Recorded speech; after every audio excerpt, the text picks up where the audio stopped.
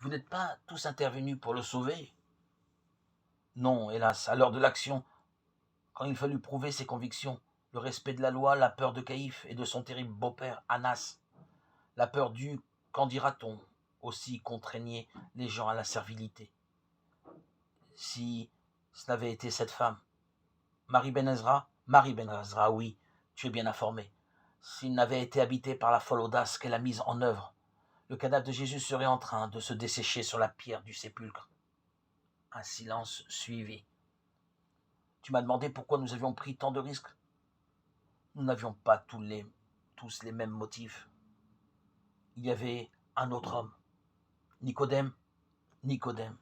Lui et moi étions du petit nombre des membres du Sanhédrin qui avaient voté contre la sentence de mort. Nous pensions que Jésus était l'homme qui pouvait assurer la renaissance de notre foi parce que celle-ci est en péril.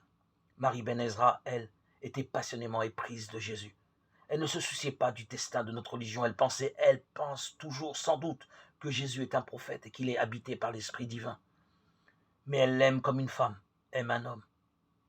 Les sentiments de Marthe et de Lazare, que je ne connais pas, ne sont sans doute pas très différents.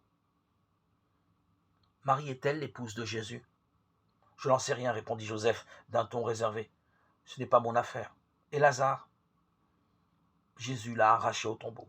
C'était déjà une raison suffisante pour que Lazare lui voue une dévotion absolue. Depuis lors, il suivait partout Jésus. Il avait participé au repas de la Pâque avec les disciples. Il était présent lors de l'arrestation de Jésus au mont des Oliviers.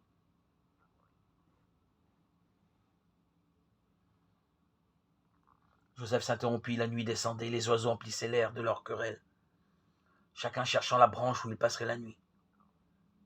Les parfums des genévriers et des lauriers roses montaient dans l'air avec les buées du crépuscule.